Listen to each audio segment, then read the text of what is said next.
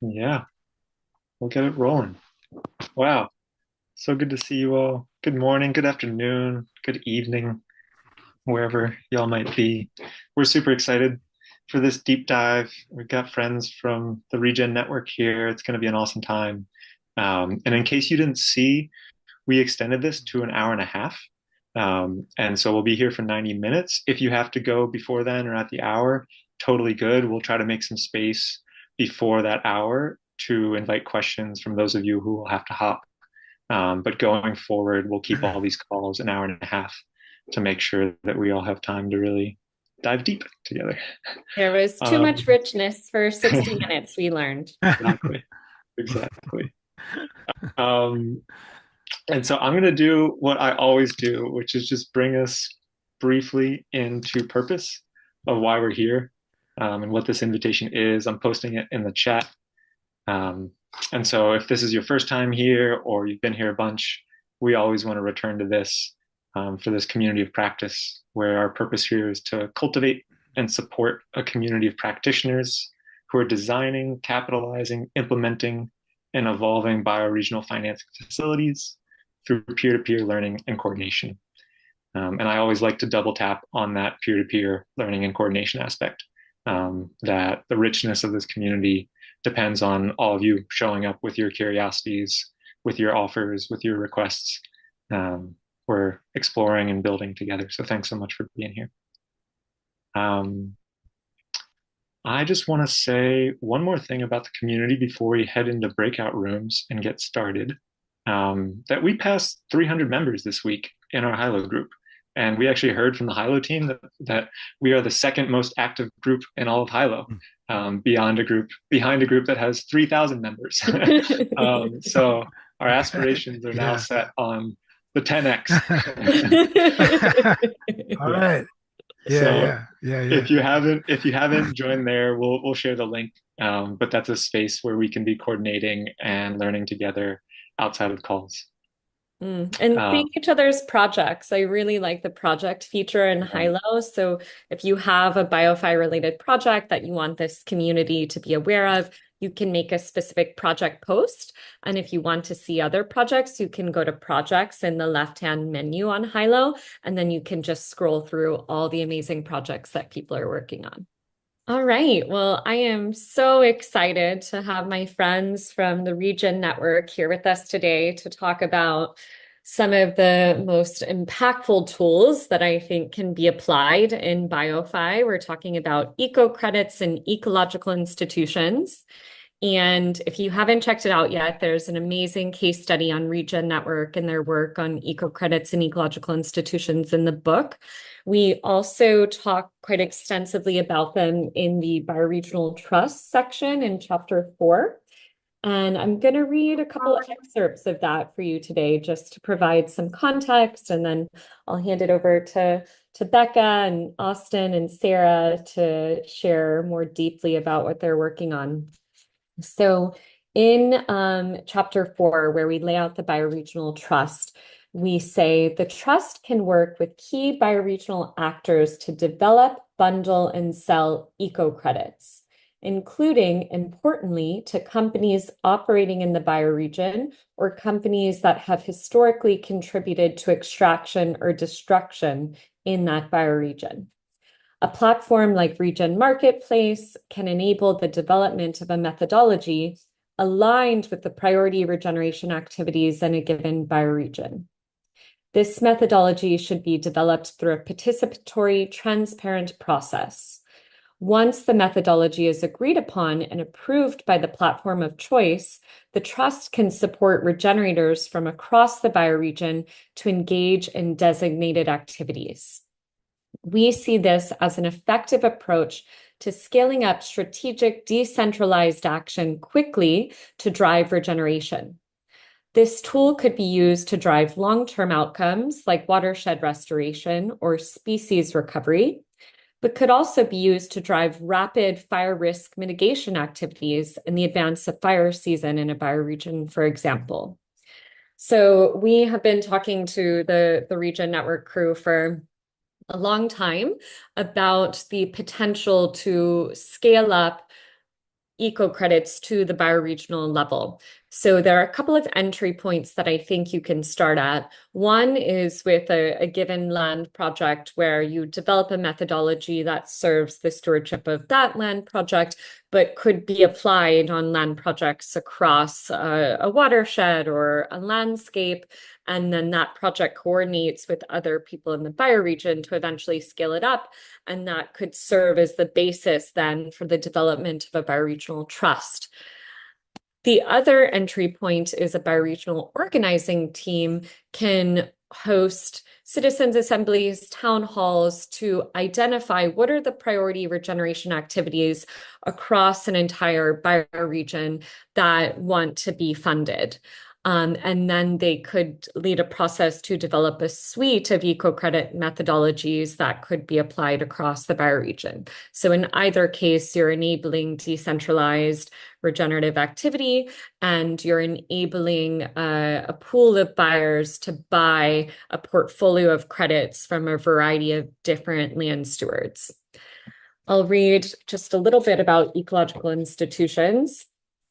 So we say that recent innovations in rights of nature have created legal legibility for ecosystems and more than human species.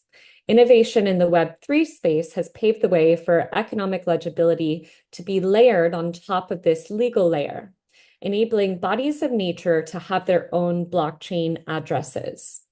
A bioregional trust could set up an ecological institution with a blockchain address for a watershed or a buffalo herd and could raise capital into a wallet at that address to be allocated to improve the health of that body of nature. People will be elected as proxies or guardians for the body of nature to determine how capital should be allocated. Technological tools and indigenous wisdom will both have an important role in supporting sensing of ecosystem health and resulting capital allocation decisions. So that's a little bit about how we see eco-credits and ecological institutions connecting with BioFi, supporting the development of bioregional trusts. And with that, I would like to hand it over to my friend and colleague, Becca Harman from Region Network, to tell us a little bit about what Region is doing in the world of eco-credits. Hey, thanks, Sam. Hi, everybody. It's good to be here. It's really nice to spend some time before jumping in with a small group. So thanks for that. And thanks to Cheryl, because I feel like that was actually like a really perfect entry into what we're going to talk about today. And we're going to go on a bit of a journey together between eco credits with me. We're going to be talking about kind of like building blocks, and then these next building blocks with Austin around ecological institutions. And then we're going to be able to like bring it home with Sarah talking about a real use case and like putting all of this into action. So the first thing that we'd like to do is the questions that were asked during breakout, I hope have gotten you thinking, because what I would like, just go ahead and share my screen, is for really our first step to be centering on that place. So I would like for you to think about whatever that microbiome, whatever that place was that you had in mind, its ecosystem, its rainfall, its soils, its flora, like you know it well. It's something that you're living in or that you grew up in or that is the place of your ancestry. Like let's bring all of this into a state of meaning by connecting it to something that's real for you and what you're thinking about. And from there, what we'd like to do is then think about what lives there. What species live in this place at this time? How resilient are they? What little nothing sounds do they make? How fragile are they? How have they changed over time? Their habitats, their cycles of migration, their ability to feed their young. What pressures are they up against?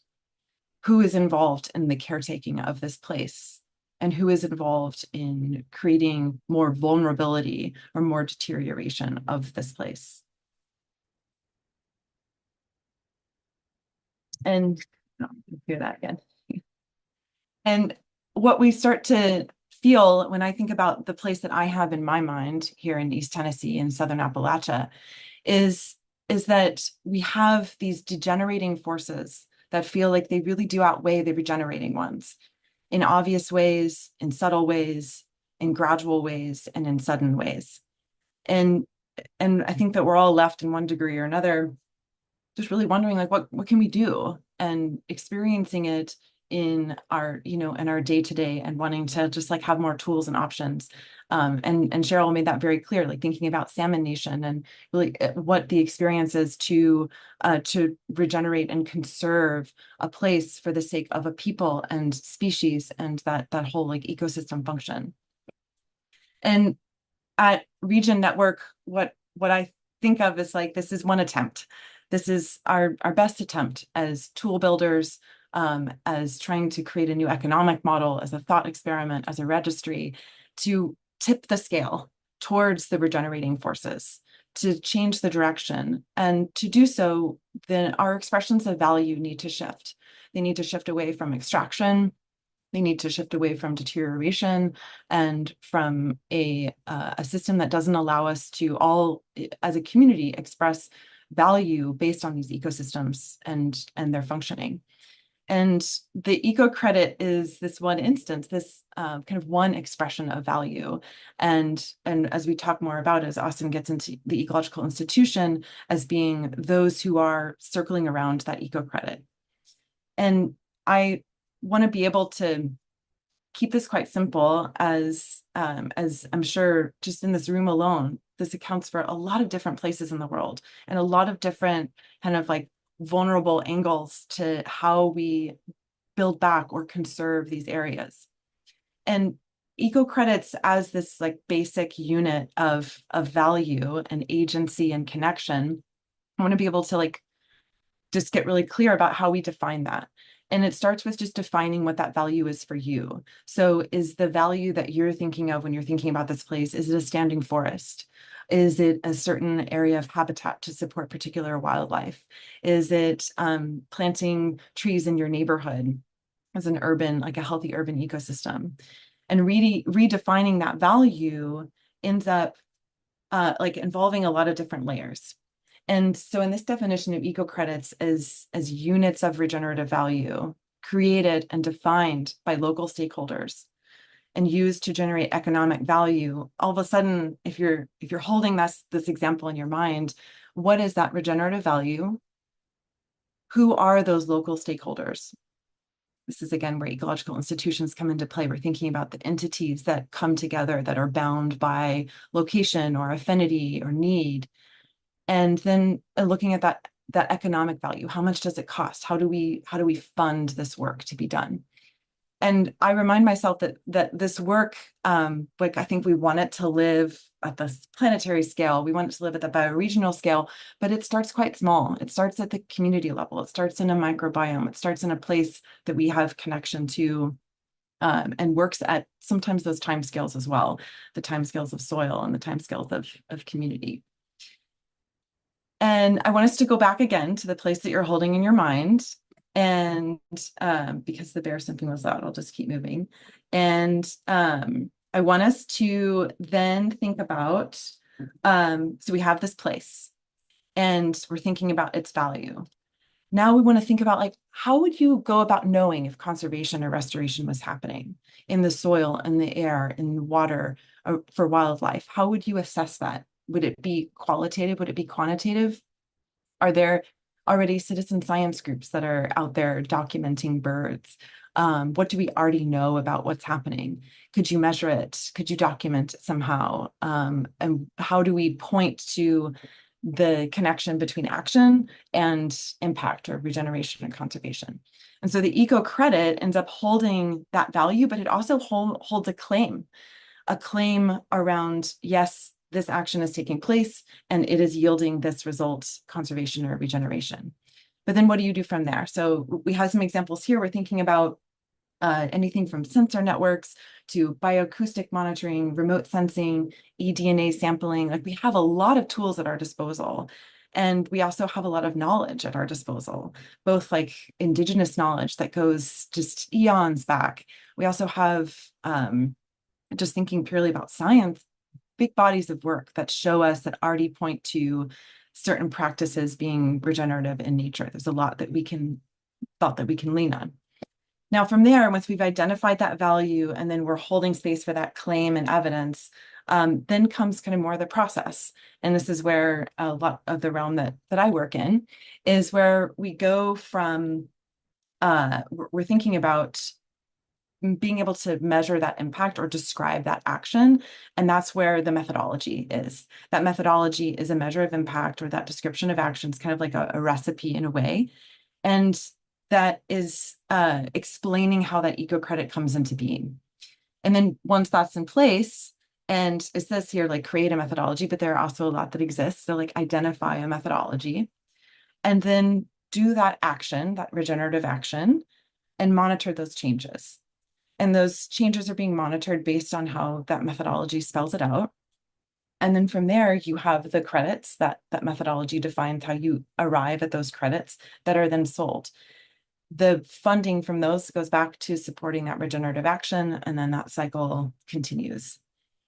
The high level of this feels simple, but this is very hard. It's very hard, especially because when we're talking about living systems, they don't work in a vacuum. This is not a lab. And so science can, only kind of get us so far. We love data. We love to like break it all down. But there is just so much nuance in each of these steps and so many different actors involved. But that's kind of the general flow. Now, so far at Regen, like we're working with a lot of different types of eco credits, biodiversity credits, carbon credits, water credits, stewardship credits that pay for practices instead of outcomes. And the goal here is to make that cycle possible, is to put money into the pockets of those that are doing that regenerative work, and ensuring that those that are doing that regenerative work are the ones that are dictating the terms of that, which is quite counter to how things have operated in the space of the voluntary carbon market, the ecosystem service market. Really, like, autonomy and self-service and sovereignty is not prized as much as really the opposite of each of those. But I think it's important to recognize, as we sit here and we like look at these different types of credits and these different prices, that regeneration is not transactional, and value comes in many forms. And at Regen, we care about creating space for more expressions of value than like just eco credits, and wanting to house those on our platform in ways that everyone has access to. And so when we think about, imagine like a regenerative project taking place, you have stories. There are beautiful stories to tell about the impact of that regeneration that goes beyond maybe carbon being measured. You have rich data sets that might talk about pollinators or air quality that don't fit necessarily in the bounds of an eco credit. We're talking about rights of the non-human world and how to fully express that beyond an economic transaction. And then lastly, relationships, like contracts and agreements that reflect natures of relationships. And how do we document these, and how do we show them so that we show the full value of regenerative work? And we do that at Regen at kind of 3 different levels. At the bottom, we have Regen Ledger, which is our public proof of stake blockchain. And that is our tracking ledger for these ecological assets. Built on top of that is our marketplace. This is the web app for registering projects, creating project pages, doing that storytelling, managing assets and issuances for buying and selling. And then third, Regen Registry, which is more of my home within this, is a program, platform, and process for really like designing those eco credits, those claims. So kind of that methodology process and all that's involved in there.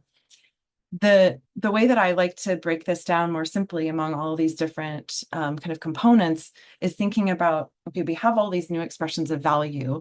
What do we at Regen offer to that? And I have it broken down into services and tooling. And there's a lot more that can be said, but for the sake of time and today, I'm going to take you through a quick review of it. For the registry services that we offer, when you're coming in with your idea for an eco credit, you're looking at services for like guidance and consultation of like how to actually design that eco credit.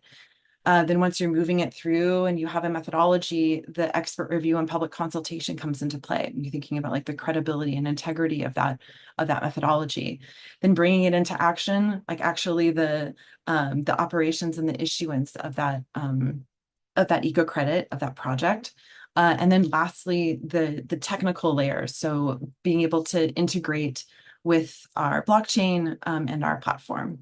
There's a lot more that can be said, but basically like these services really like bolster that process when you're going from idea to implementation. Then with tooling, which really exciting, the second tool, Region Data Stream, is live today. Very cool. Very excited to share that with you all. But we have two different tools that I want to talk about. There's more, but for today is you could literally go onto the Region app today and you could create a project page for your project. You don't have to have a methodology. You don't have to be certified and yada, yada, yada. You literally have the ability to log in with an email or a blockchain wallet and then start to tell your story. The second is the Region data stream, and I have some screenshots to show you about what that looks like as a chronological digital trail of what the project kind of process and progress is. So for the project page you see here, you can go on and create a page for yourself where over time you can manage your projects and manage credit batches, but you can also create, and that's grainy, I apologize, but you can start to describe your story in long and short form in your words, not ours, and then add whatever media is relevant. If it's photos of a place or of people, of videos, and you can do that just today. And building on that is our data stream tool, and this is the one that's live, is you can go on and you can create what's called a data post, which that's what this spring 2024 update is, where you can post photos, you can post different data types, and each of those posts is anchored on our blockchain, creating a transparent, permanent record of these posts.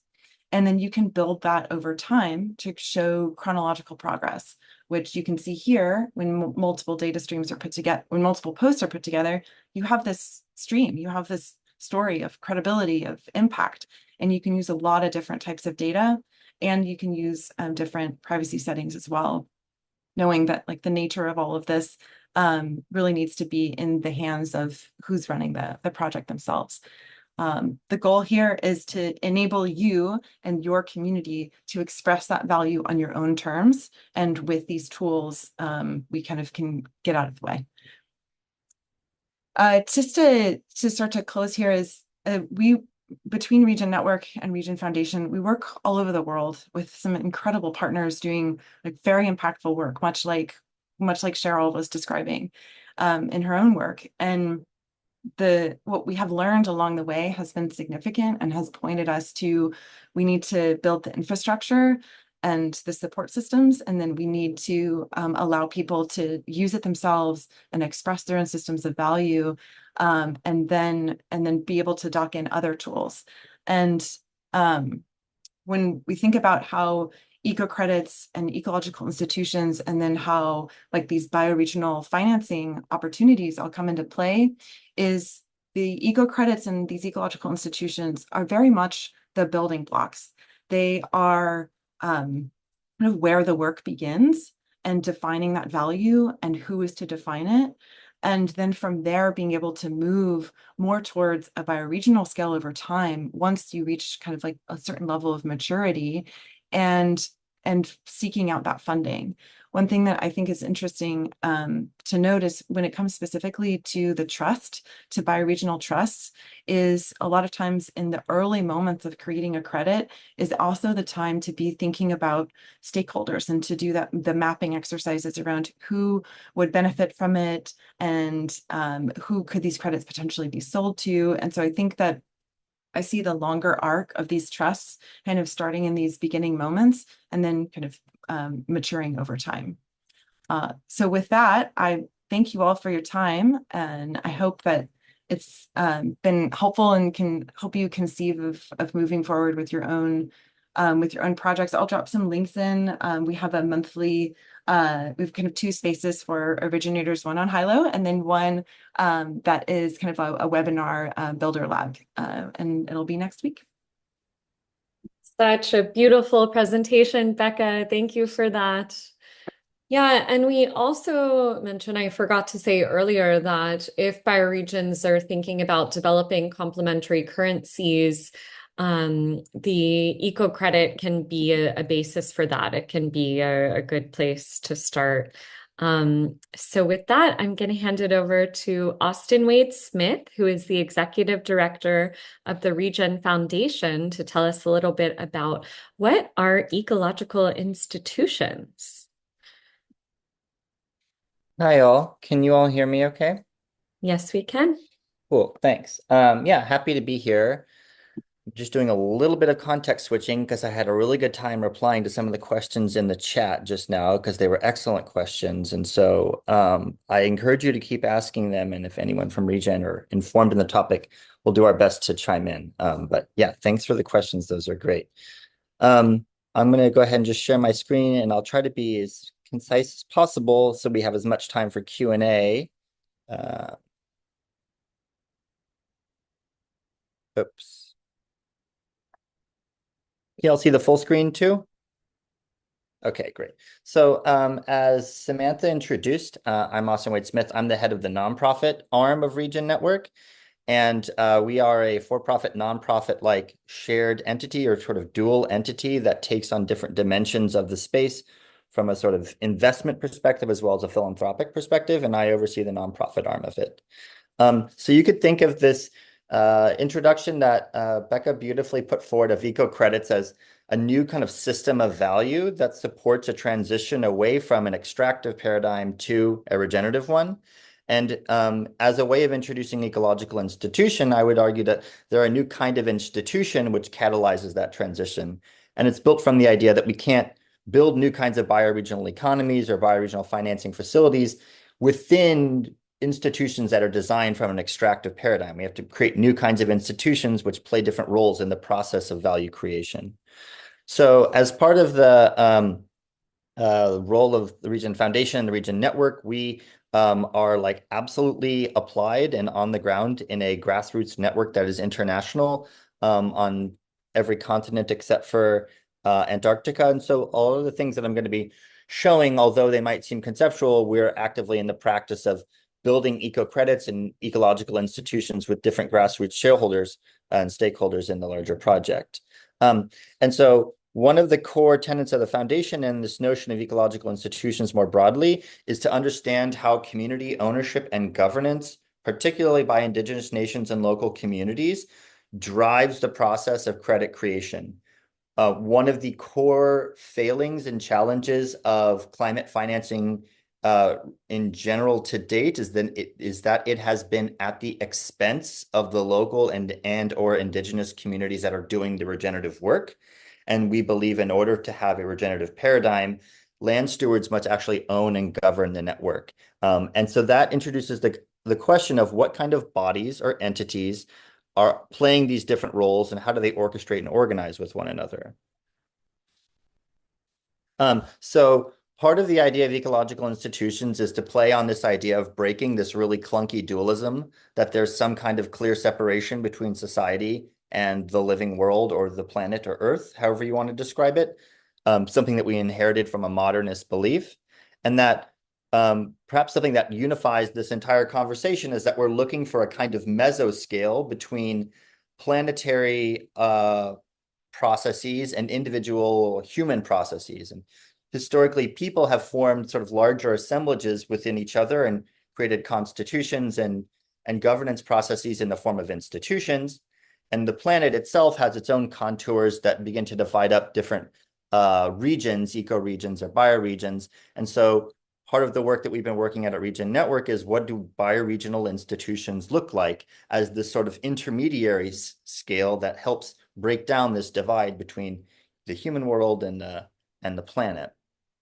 And so looks like, yeah. So part of the idea of ecological institutions is to build on some of the work that's been done in the earth law sector and leverage some really cool things that you can do with blockchains, namely that you can make them independent digital addresses for any entity to have an inventory like a bank account, also have the capacity to sense and create data around that sensing, and to be a container or a vessel for governance practices. So ecological institutions are in some way an expansion of the rights of nature movement or an evolution of the land trust concept, so that the land itself holds value, is able to own its own data, or be a medium through which governance happens. And if part of that claim sounds absurd to you all, then I think part of the point is getting across, because many people have comfortably accepted the notion that corporations are people, and yet we have such a hard time identifying the right to livelihood of the living world or nature. And so we've already developed corporate entities which are acting in this sort of more than human way. But why can't blue whales, ecoregions, sacred mountains do the same thing? And this isn't science fiction. We have the means to do that now. But what I'm going to focus on is less this sort of speculative nature of it, and more about what are the bodies which comprise eco-credit creation, and how do those relate to bioregional financing facilities. And so one way to look at just sort of this idea is that you have an ecosystem that has directly tethered to it like an address, which you could consider to be like a bank account that's maintained in a network that's a decentralized ledger. So rather than a state-backed banking system, it's more mycelial or network in nature, that we have a network which is supporting digital addresses, which allow ecosystems to have currency, contracts, deeds, data, etc. And we could enter into certain patterns or processes by which land stewards are directly funded by the ecosystem for the stewardship that they practice, or a forest is directly paid for the credits, the carbon credits that it creates by sequestering carbon. Okay, not too much more on that, but that's another topic that I'll show a little bit at the end here. So in the process that Becca was outlining, this is a really sort of schematic process of describing the process of eco-credit creation. We have different roles and actors which are participating in the process at different phases. A credit class administrator, which is administering this sort of on-chain type of credit that's being produced. You have action teams. Those are the ones actually going into the field and doing the land regeneration or risk mitigation. You have monitoring teams, which are maybe subject matter experts or people in the field gathering information to verify it. All of these are different entities that could be one person, or they could be a collection of individual people. So simultaneous to the different roles that are played in the eco-credit creation process, there's also these different layers of region network as a technical stack itself. So are there institutions or entities which are overseeing ledger upgrades? Or what are the standards and frameworks that are being implemented by the registry? What is and isn't allowed on the marketplace? All of these are collective decisions if we want to maintain integrity, that the originators of regenerative action have like this fundamental ownership and governance over the process of eco-credit creation. So in an eco-credit creation process, this is not exhaustive and just sort of a demonstrative sample that you might have a planning team, which is well-versed in the context of an ecoregion and knows what kind of mitigation processes are most appropriate, an action or implementation team, a group that monitors that, as well as some of these more on-chain actors like credit class administrators, data providers, and then those who are working within the market forces of, are they brokers, are they engineering sort of consultants and things like that. And all of these are different potential institutions that we can describe. So one way to talk about different types of institutions, borrowing from what Becca put forward, is this idea of like PAM, which I think has come up in a couple of different contexts here. It's an acronym for planning, action, and monitoring. And so maybe we could think of an ecological institution as occupying different parts of the PAM process. The planning EI is responsible for holding the story of place and sense-making context through a kind of shared ceremony, and designing what does a credit look like that's appropriate. This might entail knowledge traditions, which are ancient as well as contemporary. There's an action institution, which is doing the implementation and land stewardship, composed of volunteers and professionals. And then you have monitors that are doing data collection, verification, and reporting. And so one of the core tensions that I think is brought to life in the interaction of eco credits in ecological institutions in relationship to bioregional financing facilities is what different actions are endemic or native to different scales in the process. And as we've tried to develop a system by which local groups or intimate organizations might begin to define what value looks like, and that process might scale outwardly to become across a community, across a bioregion, across a continent, et cetera. And I think one of the challenges in developing a truly grassroots regenerative definition of value and processes that support that is to understand what scale is appropriate for different processes. Trust typically emerges between individuals on a one-on-one level. We can talk about the living beings or intersubjective space, but the economy is also comprised of shared beliefs and norms, which work at a community level, the material and ecological flows that we would define as an ecosystem or a bioregion, and then global levels like affinity groups, expertise groups, infinity groups, subject matter experts, and like the planet. So what processes are appropriate at different scales is something that we're very interested in developing and cultivating. And I think in a lot of ways, to be able to speak bioregionally is a process that is earned through trust building and coalition building that always in some core way begins at a peer-to-peer process. And so we have thought about the definition and creation of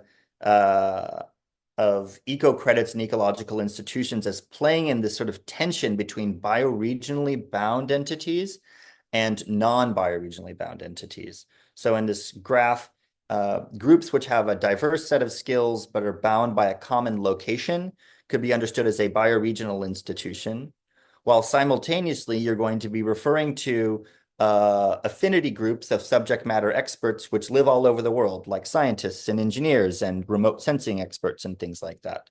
So what is the dynamic in creating an eco-credit and designing an eco-credit whereby bioregions and what I'm calling guilds interact with one another? And that scale of different knowledge systems in different parts of the economy, I think, is a really important thing to unpack when talking about a bioregional financing facility that is developing eco-credits and things like that, because we're inevitably working with expertise which is global and rooted in knowledge which is highly local. So I'll just conclude to say that two examples I think that are really clearly within the scope of bioregional thinking from the work that Becca, myself, saw Sam and Tika, some others from region here on the call, is one way to think about it is like watersheds, like where is the water cycling and moving? Very commonly when we define bioregions, we can describe them in terms of watersheds, literally where the water flows and where it doesn't flow. And the metaphor of what is upstream and what is downstream in the hydrological cycle being a sort of core tenet of a bioregional boundary. And part of what I think we're proposing is that we take that same idea and not just call it a watershed, but a value shed, that those upstream who are providing the basic resources of food, sustenance, fresh water, clean air that support all of life are fundamentally replenished by the outtake, the cities or more urban areas that are reliant upon them. In just the same way that the clouds, the snowpack populates glaciers, which feed the rivers downwards, but you need that cycle process to happen.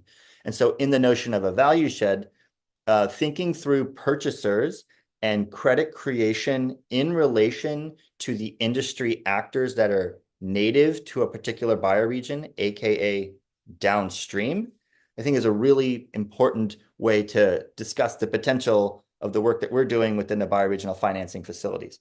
And spoiler, sometimes they just call that insetting. That's like where you just find this diagram. But sheds and the notion of what are the contours of where things flow is in our thinking a kind of core mandate of bioregionalism. So anyway, if you're interested in some of the details of either the stuff that I just shared, they're in two pieces, one called Common Sense, the other Ecological Institutions. and I'm happy to talk about those. But I want to make sure that Sarah has the time to get into the details of the work that she's been doing. I'm Austin. You can find me here. Thanks for listening.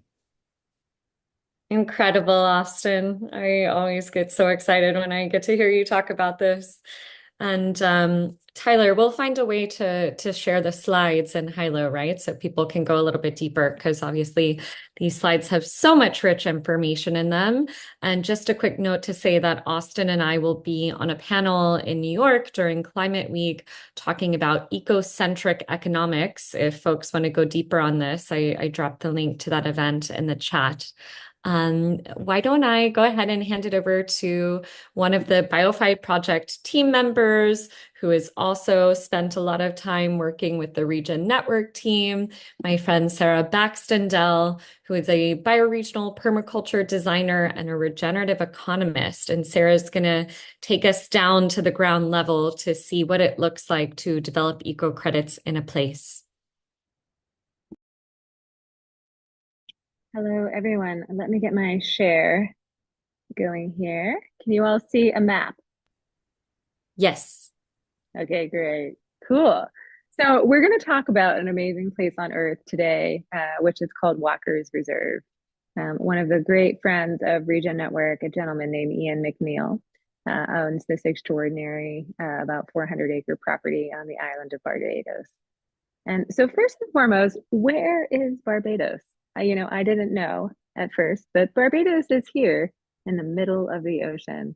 So if we're looking at this whole zone here as the Caribbean, and we will zoom in, we have a bunch of different islands sort of south of Miami and north of Colombia and Venezuela. That's where you have Cuba and the Bahamas, Haiti, Dominican Republic, Cayman, Jamaica, and quite a few other islands that were largely inhabited on a colonial basis hundreds of years ago. And so have a very rich mixed story of the history of people who historically had occupied the lands and those that came to later occupy them. So in the context of Barbados, it is this little island right here on this chain. It's super, super gorgeous. We'll kind of get into our little island here. And on this little island, there is a wonderful, magical place called the Walker's Reserve. And the history here, I'll show you some cool slides, are that this used to be an area here where there was a sand quarry, which literally means in order to build the buildings and the roads on the island of Barbados, they mined sand out of this particular property. And the sand that was withdrawn from this landscape became the aggregate that was used to build out most of the infrastructure of the island of Barbados, because as we just saw, the islands are very far from each other and sand is very heavy. And so it's very expensive to find it and move it. And this project has been underway to restore this landscape for over a decade now. So now that we know where we are, and we got a little bit of a view of the Caribbean, I'm going to show you a little bit about Walker's. Can everyone see this slide deck thing? Make sure we're still, okay, great, cool. So Walker's is this spectacular landscape that is on the edge of the ocean, as we just saw here. This is a public beach. This is an estuary. And this whole area right in here is largely Walker's, and this is the local town. And the landscape says that it has been extracted and has been planted largely. 50% of it has been replanted to regenerate the landscape. It's really, really, really beautiful, the transformation that's been underway. So about a decade ago, Ian, who's this really great gentleman who thought to himself, my father's business ripped up this land. What can I, as a regeneration and permaculture person, do to restore it? Started to replant the hillsides. And some of the founders of Regen Network originally had a different company, and their company came up with the designs for restoring this place before Regen Network existed. So Ian's amazing team has been on the ground since 2014 and planting on hillsides with grasses, with couscous and vetiver. They have been planting trees. They have been restoring coastal forests and shrub brush. They have been protecting the seaside edges where the baby turtles come out when they're born, and the large estuary that is one of the primary migratory habitats of Barbados. And the estuary is only one of two natural estuaries still standing on the island of Barbados that was not filled in by tourism construction. So it's been underway to be restored, and it's becoming more biodiverse every year, which is spectacular. To give you just like a little bit of a sense of how big this place is, because it's really, really huge when you walk around it in person. You know, they've put over 170,000 trees in the ground, 3.5 kilometers almost of restoration from dunes and reefs, which, you know, that's a pretty large seaside edge that they're restoring. And, you know, there are more plant species than this number. Now that I'm going through the biological data to determine what biodiversity credits we can map, there are almost 300 different species identified in this place, a place where there were not very many species identified originally. And there are programs here that are agriculture production and nursery production and tours and children's programs and all kinds of really extraordinary things. And we have been mapping on the site the habitats and the species. We have been looking at the data collection from universities that have been restoring mangroves and mapping how many birds fly by. There's an enormous amount of ecological data that we are sifting through right now to design biodiversity credits for this space, which is partially about protecting existing landscapes like the coastal dunes and the forests that are undisturbed, and also about honoring the regeneration of a landscape that was, you know, mined out for sand and is this really beautiful restored landscape that's emerging on the site. So to kind of put this project in just a little bit of context, to kind of ground these conceptual ideas down, you know, we are going to be developing biodiversity credits for this particular place. But in the grand scheme of the entire world's ecosystem, less than 400 acres is really not that big of a place. It feels really big when you're there, but on a math scale, it's not very big. So we are in partnership with the Inter-American Development Bank and Conservation International to team up with, first, right here, the national park system of the island of Barbados, to do a broader perspective of forest protection credits. And all the way up, you'll find the Dominican Republic here. All the way up here in the Dominican Republic is also partnering with some Regen Network's friends, Terrazos, to do biodiversity credits for their national park system.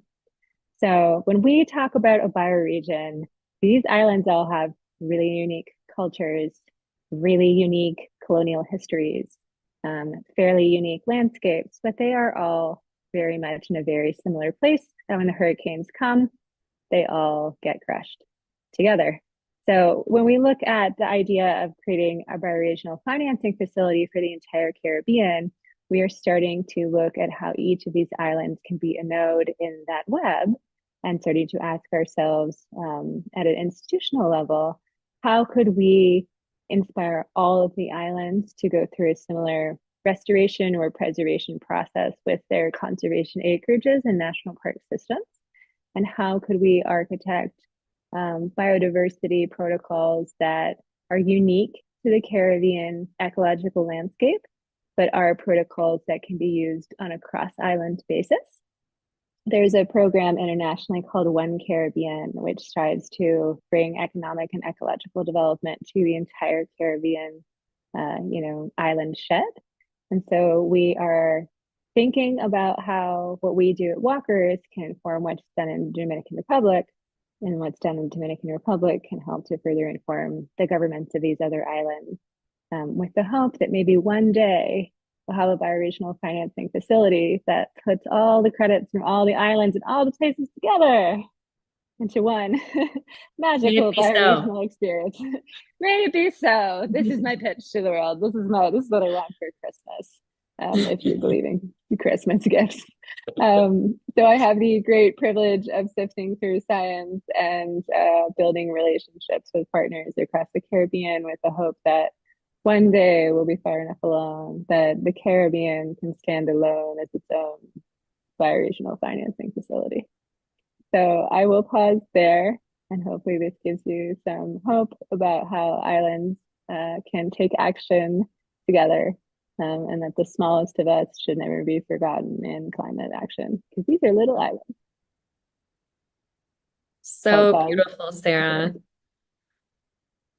And Yeah, it is really pretty. We'll go back to the pretty picture. well, I mean the words and the story, and it's a story of healing, right? And amazing that Ian, was a part of the legacy of a pretty extractive and destructive project, and he decided to use his power to do something about it, and the ripples that it's creating. And I'm particularly excited to explore how this partnership with IDB can develop, because obviously the Inter-American Development Bank has a huge portfolio across all of Latin America. And if we can demonstrate a really impactful pilot project with this Walker's Reserve project, and scaling up into the national park there, and maybe to the DR, I think there's potential to then replicate this in other places where IDB is working, and lots of resources behind their work. So we're going to move into Q&A. Such rich discussion in the chat. I love to see this. Tyler, do you have suggestions on how we navigate this? We just invite people to Yeah, raise their hands. I think raise hands.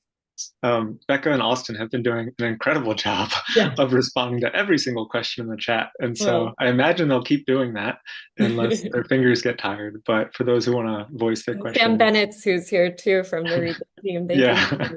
yeah. But I'd say just raise your hand as you see Michael doing, and I'll call on y'all and let Sarah, Becca, Austin decide who wants to respond, or even maybe you, Sam.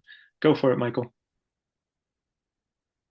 Thank you, Tyler. Thank you for those presentations. I've been watching Regen Network from the shadows for many, many years. So I've been inspired to see your progress and to hear now firsthand the work that you've done.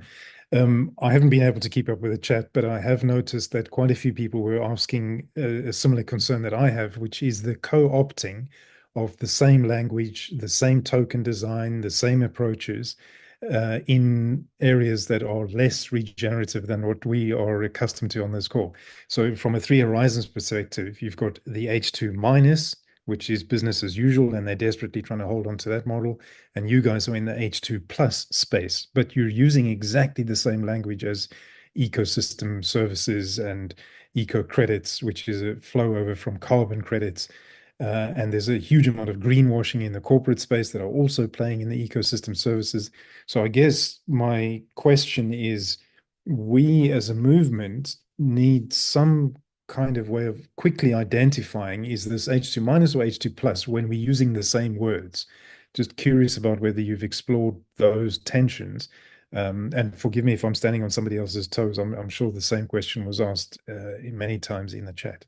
And Michael, would you just define for those that aren't familiar with the Three Horizons framework, what the Three Horizons are? Thanks, Samantha. Simply H1 is the horizon or the paradigm or the way of living that's reaching an end, reaching the end of its usefulness to humanity. H3 is the horizon that we're all envisioning and working towards, but there's a big gap between the two. And so you need something to bridge them, which is H2, but there's two variations of H2. H2 minus are the powers that are desperately holding on to H1. And they are innovating, but innovating in a way that keeps us trapped in the H1 paradigm. Whereas more of the people on this call are innovating towards the H3 paradigm, and that's an H2 plus. I hope I didn't overcomplicate things there. Thanks, Samantha. Perfect. Thank you. I'll take Can a. I take Yeah, a stab sure. at it really quick, because I just tried to answer this in the chat, and I'll be really concise because I would love others who didn't give presentations to just weigh in. There's currently an active process by which the term regen is being contested, because it as a word has been adopted so pervasively that it's become null. And by its nature, it has very strong boundaries around what is and is not regenerative. So as a word, it's a kind of like litmus test or a battleground around this co-option that you're describing.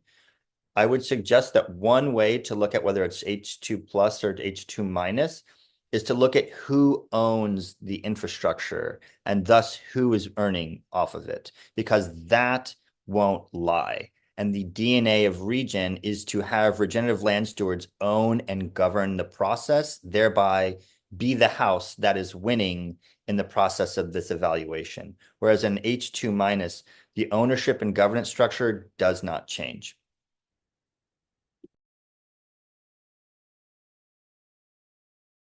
And I think, Becca, you were going to nominate Tika, which would be fun to hear, or you were going to say something. Try to butt in.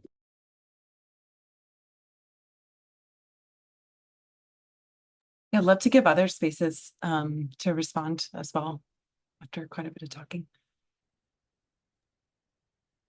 Yeah, I'll just add quickly that, I mean, the reason we came up with bioregional financing facilities is that we were seeing again and again these models to support investment into nature regeneration were leading to more commodification, privatization, corporatization of natural capital assets. And so, just to echo what Austin has already shared, we need to look at the ownership structure and the governance structure underneath these mechanisms.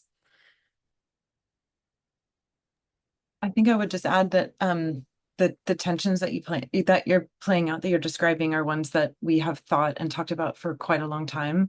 And I think initially I don't think understood the significance of it and what the role of kind of gatekeeper means, versus like the implications of being a gatekeeper versus the implications of choosing the path that we have, which is to let transparent data and ownership speak for itself, so that we aren't going to be in the role of a judge of what's good or what's not, what's sufficient, what's insufficient, and instead emphasize transparency, emphasize like clear lines of ownership, like Austin's describing.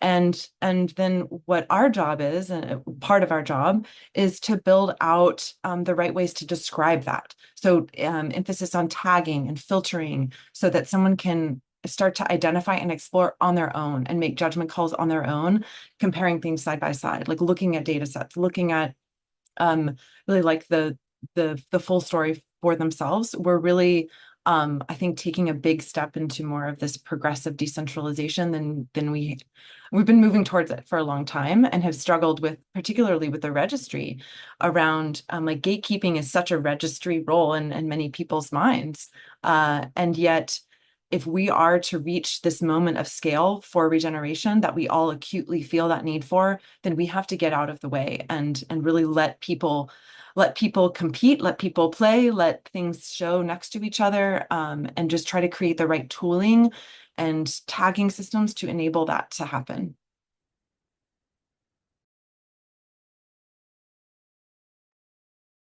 Awesome. Anyone else from the Regen team want to weigh in? So well said, Becca. All right, maybe Michael, is that a sufficient answer? You're feeling good about that? Beautiful. Why don't we move on to, I know, fireworks, so beautiful. Why don't we move on to Claire? Claire, please go ahead. Yeah, I just love everything that you guys have described, and it so resonates with what we're trying to do through Regenerate Cascadia. I guess I would just love your responses to this, because it's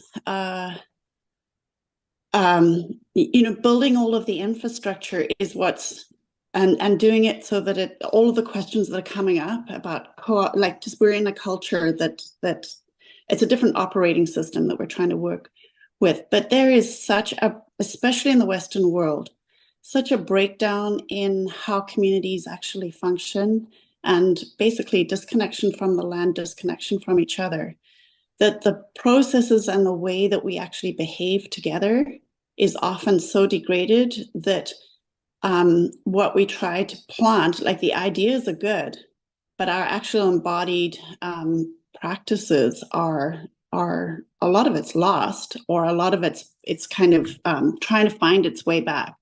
I'm just wondering, what kind of work you're doing. I just think of it as soil, what work you're,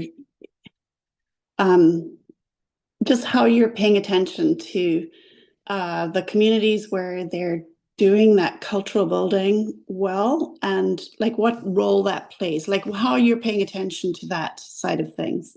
Yeah, and sometimes I'll just put this in there. I think the arts can play a really important role in that. And yeah, sort of embodied practices too. So, and Indigenous folks, you know, where you haven't taken the arts out of the culture, it's just an embodied part of that culture. So,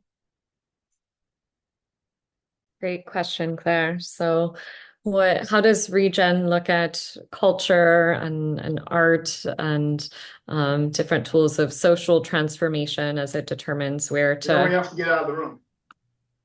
let's see, I think somebody's not on mute. Thank you. As it decides which projects to engage with. Yes, that soil is really important for the seeds of eco credits to grow and be healthy. Becca. I could take a crack at that.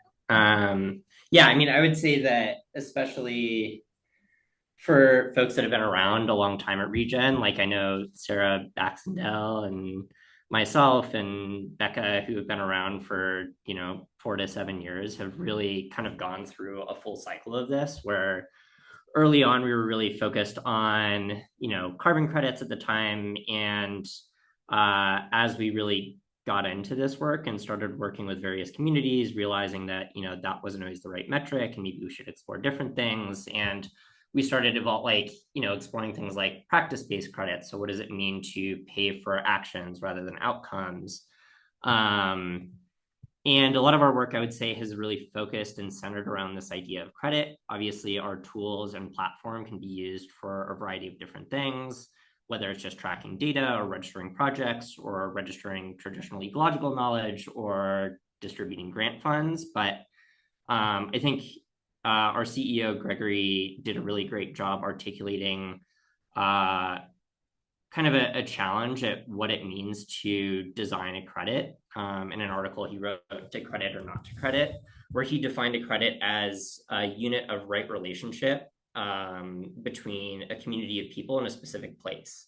And I think that that's really embedded itself in the ways that we've designed credits and supported communities in designing credits all around the world. Because now on our platform, you see that, yeah, we have carbon credits, we have biodiversity credits, but we also have practice-based credits, right? Which could take form in Indigenous communities' life plan. So outlining the things that they want to do over the next 5 years, and essentially just generating credits based off of, did we successfully achieve cultural preservation and social engagement in a way that not only benefits our community, but in doing so benefits the ecosystems that they are, part of. And so, I'd say kind of from our perspective and focusing right now on credits, like really challenging what does it mean to measure relationships between people and place is kind of like how we're starting to think about that stuff. I'd also be curious, I don't know if Bax or Austin or Tika or Becca, you guys have any other kind of additions to that. But in the slide where I shared different institutions being like planning, action, implementation, and monitoring, there's not by accident specifically highlighting the rituals and ceremonies around place and the identity of place and what that practice looks like. All of us at Regen are going to gather in a couple of weeks to do that in a region that we commonly gather in. So we ourselves have our own ritual practice of celebrating and creating identity with our place. And that aligns with how we do it with others. But the sort of those practices and rituals and ceremonies are integral to the actual planning process and even integral to the monitoring and action processes too. I mean, like actually implementing regeneration can be a sort of sacred process. It fundamentally is. So we're very invested in like supporting, but not like gentrifying or making too transparent what is that kind of basic connection of right relationship that Sam is defining, because that's really old and that's what we're trying to preserve, but at the same time not like make too discoverable, like keep it in some way respected in its intimacy. And I think that's a really delicate line that we're very invested in walking. Can I jump in here as a long-term observer and participant in the Regen Network going back to the beginning of 2001 after meeting Sam? We applied for a grant. This is the Colchian Carbon Trust, and they really gave us our first opportunity to pilot a biochar in our region. And what I've seen in the last 3.5 going on 4 years is a remarkable evolution to the point of transformation in the way that Regen Network has come to engage the stakeholders, the folks who are communities, be they place-based or subject matter driven.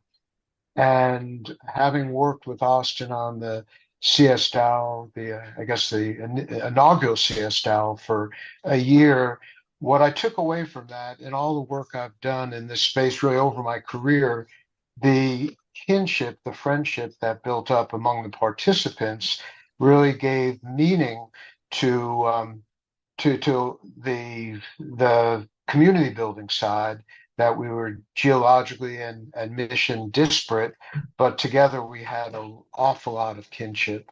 And that had to do with I think, the guiding principles on which Regen operates. And now we're at an inflection point, having and wanting more to plug into the Regenerate Cascadia, where Claire and Brandon have just done remarkable work in building community on a bioregional basis for our area. And I really see this confluence between the bioregional financing and all of the close to the ground work that the Regen Network is doing, being the perfect framework for what our organization is, a place-based, collaborative, natural climate solution catalyst. And we have a very limited role to provide a process to get our communities of interest together and develop projects. And the tools that are emerging through Regen are exactly what we need as our mission, as our understanding of our mission has evolved. And I feel so much gratitude. And I think I've worked with all the Regen people on the call, and each in their own way has just made extraordinary contributions to an understanding of how this work can be done right. And I want to, make that as an expression of gratitude and an offering that the intelligence behind this is very real and very right-minded. We are honored by your reflection, Howard. Thank you for sharing that. Well, it's very heartfelt, Austin. You and everybody at Regen have brought so much to the conversation.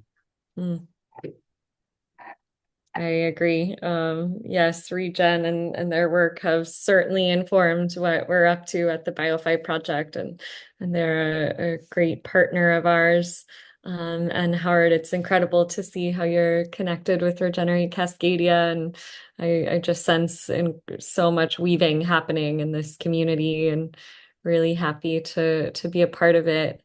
We only have 8 minutes left. I wonder if some of the Regen Network team want to say a little bit in this space about the conversation in response to Felix's question of how do you verify a project's success? Do you need hypercerts to do that? There was really rich conversation there, but I know not all of us were able to keep up with all of it because there were presentations happening during that. So yeah, maybe just a few minutes of reflection from the Regen team on that question, and then Tyler will close us out. Yeah, maybe, I don't know, Felix, do you want to re-articulate your question, or maybe Felix is frozen? It looks like his head is turned. Felix does look frozen. But yeah, I've I I've think got bad video here, so go on without me. Okay. Uh, yeah, let's see. So Felix's question, how do you verify a project success? It seems to me like local projects might have an interest in exaggerating metrics to get more funding, no? Yeah, and so I tried to give a response. This is extremely complicated, and like verification is really complicated, especially in the world of credits. Austin and I have had many extensive conversations about this, and I think that the a lot of the work that we're doing at Regen is really trying to challenge what it means to engage in verification.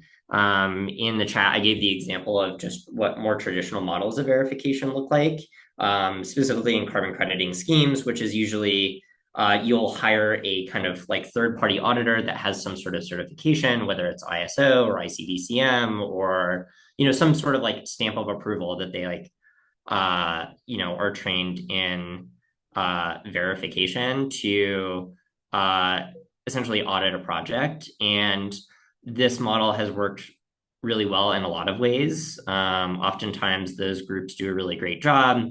And essentially, in paying for verification, you're paying for the certification. A lot of this is done behind closed doors. We're placing a lot of trust in kind of like the institutional, like stamp of approval model. And that is really contradictory towards community engagement and transparency. And so things that we're exploring, especially in using blockchain technology, is what does it mean to leverage transparency, leverage tools like hypercerts or attestation graphs to allow for a more community-driven approach to verification, right? Like if all of the data was public, and anyone can come in and verify it, and you're also kind of like recording all of the actions that people are doing to make attestations on the veracity or authenticity of something, then the buyer or a government program would have all of the information they need to see, what work was done, what evidence was used to make these claims.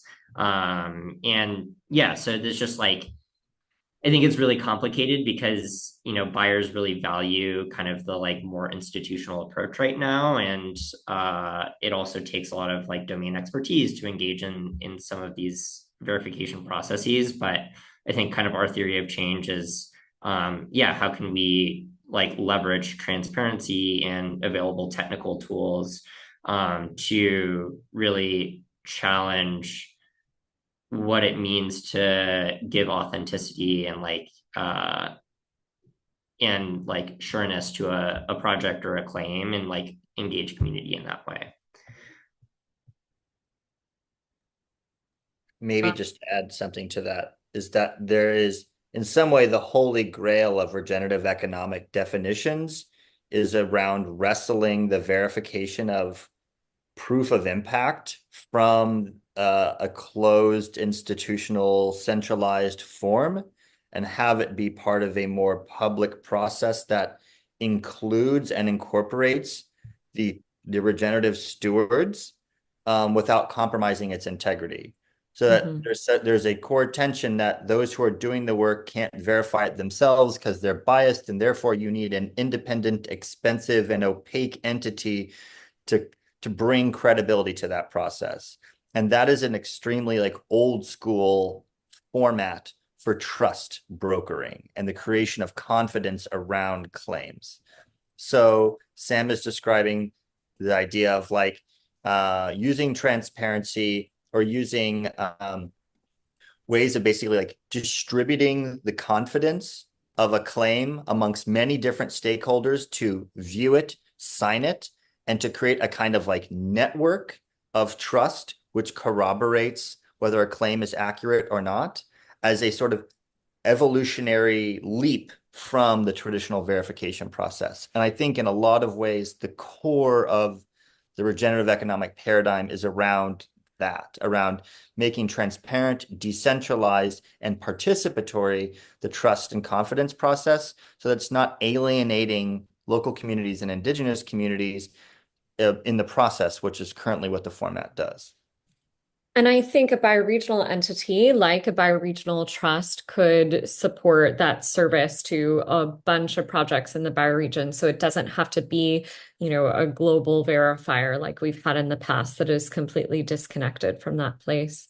But yeah, super well said, Sam and Austin. Thank you for that. And this is an inquiry that I imagine the regen community and the BioFi community will be in for many years to come. And I'm looking forward to it. This was so rich. Thank you guys so much for coming and sharing all of your knowledge and your wisdom and your vision with us. Tyler, why don't you close us out and tell us the next time we're going to gather? Yes, this was lovely, everyone. Thanks for engaging so deeply. Okay, couple exciting things coming up.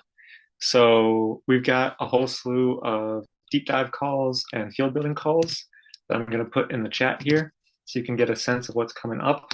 In a couple of weeks' time, I think Trisha might be on this call. We're going to have Trisha Stapleton from the Osa Peninsula, as well as Jennifer Minke, who are both stewarding bioregional initiatives in the same bioregion, and actually met each other recently and are hoping to use this opportunity to present and get the feedback from this community on how they might be able to best synergize. So I'm quite excited for that. And I also want to share that you may have seen on Hilo that a lot of folks were interested in doing a sort of mapping the field of BioFi exercise. And I think that kind of came up in today's conversation when, we're talking about what does regen even mean? How is that term used across people on the horizon spectrum? And so there's more information in Hilo about those calls and what we'll get up to there, but hoping that we can come together as a community and start to curate a lot of educational resources, databases, examples, case studies that can serve us as a professional field, serve us as a relational field, and kind of get a sense of what's happening in this movement broadly. So you can learn more about that on Hilo. I'll put some generic links for how to join the community of practice in here. And I think that's it. Feel free to reach out whenever if you have questions or requests or any tricky troubles navigating Hilo. It's been a pleasure. Thank you, everyone. Hope to see you all soon. Thanks, Thank you all. everyone. Thank Thanks you. for the invitation. Bye-bye. Thanks everyone for showing up.